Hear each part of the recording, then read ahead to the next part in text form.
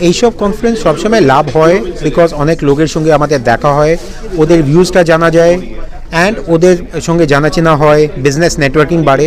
তাহলে এইসব যে কনফারেন্স হয় এই কনফারেন্স দিয়ে অনেক লাভ হয় অ্যান্ড আমি ACAE-কে রিকোয়েস্ট করবো অ্যান্ড ওদেরকে আমি কংগ্র্যাচুলেট করবো যে এইরকম কনফারেন্স করার জন্যে। অ্যান্ড এটাই বলবো যে আরও এটা ফিউচারে এরকম আরও কনফারেন্স আমাদের জন্য করা উচিত অ্যান্ড এটা দিয়ে সবাইকে লাভ হয় অ্যান্ড ওভারঅল যে বিজনেস এনভায়রনমেন্ট আছে ওটাও বেটার হয়। দেখুন, আজকের দিনে আজ থেকে 3 বছর আগে বা 5 বছর আগে কেউ হোয়াটসঅ্যাপ ব্যবহার করতে জানতো না। আজকের দিনে হোয়াটসঅ্যাপ ছাড়া কেউ চলতে পারবে না। সেরকমই AI আছে। আজকে আপনি এআইকে জানছেন কি না, যখন এআইটা আরও বেশি কমন হয়ে যাবে তখন সবাই জানতে পারবে। ওটা কিন্তু একটা চ্যালেঞ্জ নেই যে আজকে এআই যদি জানে না তাহলে কালকে ওর কী হবে। আস্তে আস্তে সবাই এআইকে জানতে পারবে। আজ থেকে 200 বছর আগে ব্যালগাড়ি ছিল, আজকে গাড়ি আছে। তাহলে এখন গাড়িতে যে দৃষ্ট আছে সেও ঘুরছে, যে যার কাছে বেশি পয়সা আছে সেও ঘুরছে। তাহলে এআই দিয়ে কি হবে? এআই দিয়ে কেউ আনএমপ্লয়েড হবে না। এআই দিয়ে আমাদের যে ওয়ার্ল্ড আছে, ওয়ার্ল্ডের লিভিং স্ট্যান্ডার্ড বাড়বে। এটা দিয়ে সবাইকে লাভ হবে। এআই কিন্তু একটা টুল আছে।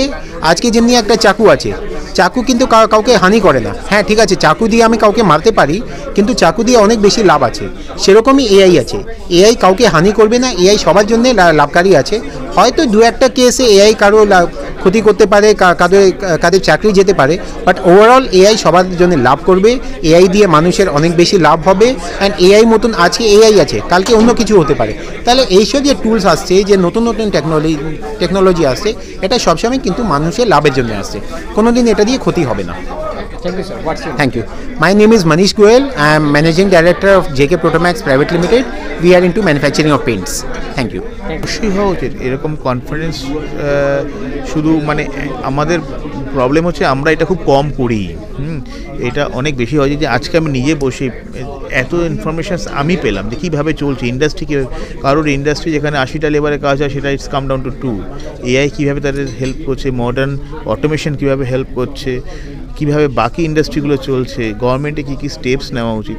এটা যতক্ষণ আমরা নিজেরা না বুঝবো, নিজেরাই নিজেদের ট্রেন না করবো, এডুকেট না করবো, সো আমাদের এই বিজনেসটা গ্রো করবে না। আর যতক্ষণ বিজনেস না গ্রো করবে ততক্ষণ দেশের ইকোনমি গ্রো করবে না। দেশের ইকোনমি গ্রো না করলে পরে আমরা দেখি সারা পৃথিবীতে আজকে যে লেভেলের টেনশনস চলছে, so if my country is not enough strong to defend the thing, তাহলে তো আমাদের অস্তিত্বই একটা সময় থাকবে না।